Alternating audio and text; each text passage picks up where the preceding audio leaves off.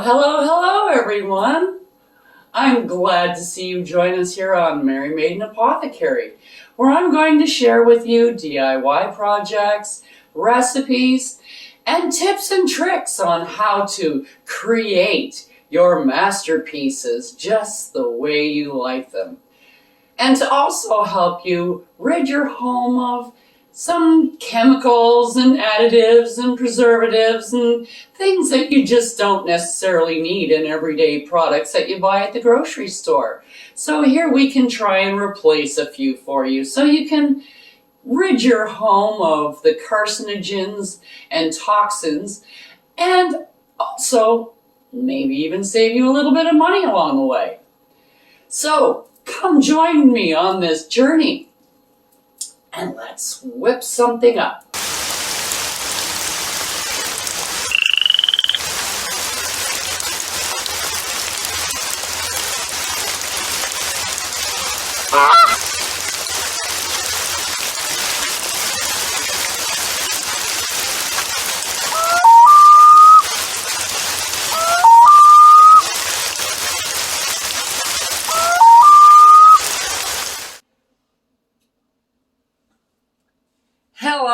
Hello, my friends. I hope everyone is well. And today we're going to be talking about familiars. We've had a few questions, so I thought I'd address some of them now. First of all, a familiar doesn't have to be a living thing. It can be a spiritual thing. It doesn't have to be something that has lived, or it can be anything. You can have a familiar spirit guide, like a fae or something, or a dragon, or anything like that. You can have many different kinds of familiars. However, just because you have a pet doesn't make that pet your familiar. You have to have the deep bond with your familiar. It's not just, here I bought this cat, it's my familiar now. That's not how it works. You need to have a bond with that familiar, with that pet, or with that energy. It's the energy. So today we're going to be doing a little bit of a communication spell to communicate with your familiar. Now, if you do have a pet, you can totally start bonding with your pet as a familiar during this little spell. It's more of a meditation, really, than anything else. What you do is you bring your pet. This is my little pet, Roxy, right here. Okay, this is my little pet, Roxy. Okay, so you bring your pet into a circle. So you make a circle. That's why I have this circle here, if you can see it. This is the one that I'm going to make this into a rug. So I was kind of seeing if it would work for me, or if I needed a bigger one. I think this is a good size, but it's got the pentagram in the center, and I have all the things my pet likes. If they're a living pet, or even if they are a pet that you used to have, which is what mine are. I had 3, and they've all passed now, but they're all with me still. I have Jadzia, Tasha, and Kira. I have dog tags.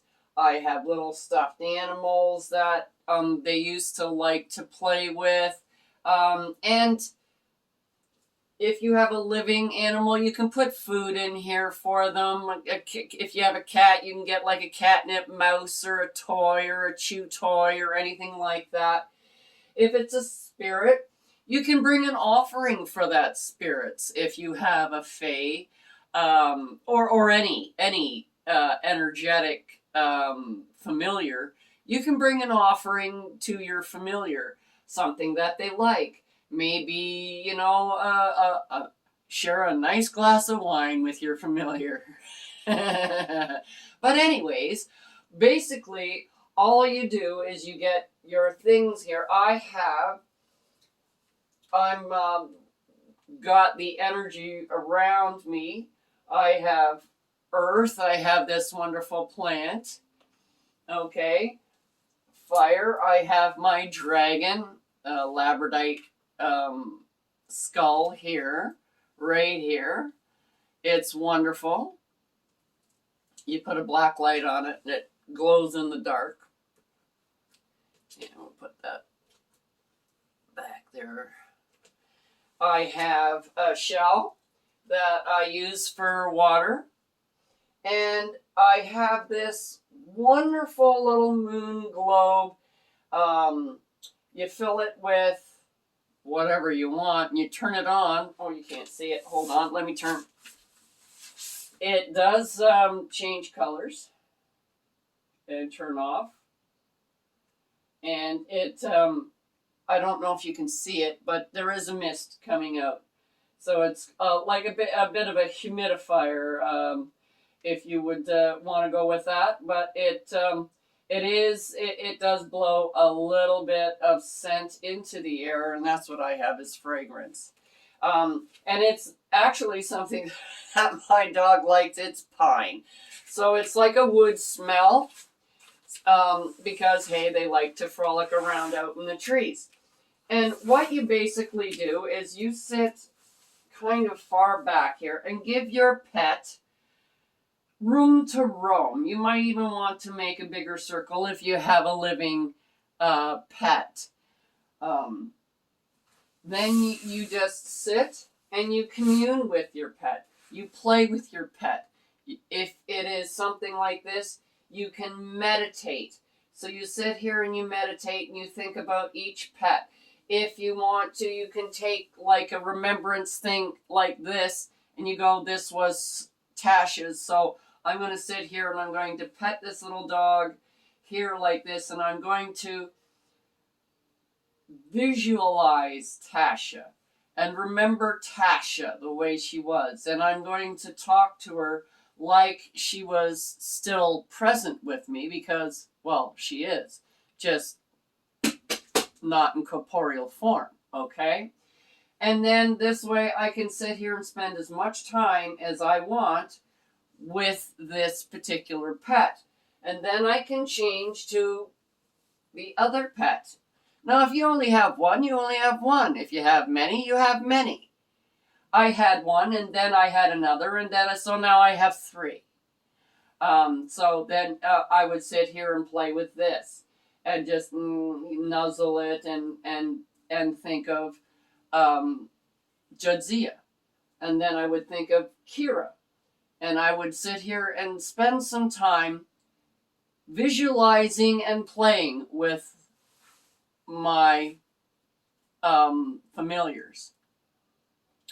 Then when you are done, you can get up and you can leave your pet in the circle if you want to. A lot of people, I wouldn't put fire down. Like, that's why I have a dragon skull here, is to represent fire. Is because I don't want anything like that they're gonna hurt, that they're gonna damage, or that's going to hurt themselves or anybody else. You don't want to have a candle and have your your pet knock the candle over and burn down the house. You also don't want something that's going to be breakable. Like right here, I don't have this. It can be knocked over, but it's round, it's plastic. It's okay, right? So this is my setup. You don't have to do it this way. This is the way that I've done it for years, and this is the way that we were shown how to do it when we were kids. And you get your pet, you bring your pet in. This is how you become familiar with your pet. And that's why they call it a familiar, is because you have to know your pet. You want your pet to know you. Some pets just will not become familiars no matter how much you want them to be. And that's okay. They're just not into it. This is a a relationship. This isn't a dictatorship. You cannot make anything become your familiar. It is a bond that you create over time, a lot of time. So you want your to start as soon as you get your pet. You don't want to start after you've had the pet for 2 years or something like that. It's more difficult. But if you're just getting into witchcraft and you're a newbie witch, there is no reason why you cannot start forming a familiar bond with your pet. It does take time, so start now.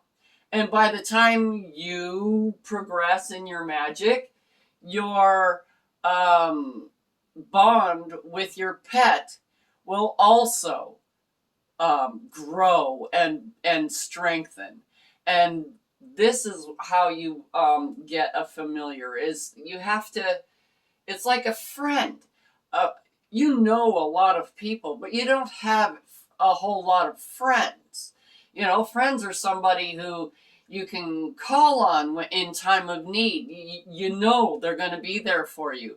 And this is the feeling that you need to have with your pet. You need to know that they'll always be there for you and you are going to be there for them. And you have a bond that is deeper than just, owner and pet. I hope this kind of clears up everything, and this is something that some people might want to, get in the habit of doing, is just communing with their pets, and or if you are looking for a familiar, you can also do this. Try and find what you're looking for. If you're looking for a spiritual pet or a spiritual familiar, pick what you want to look for. If you're looking for like a fae, then you want to go in with the fae, and I would start off with earth.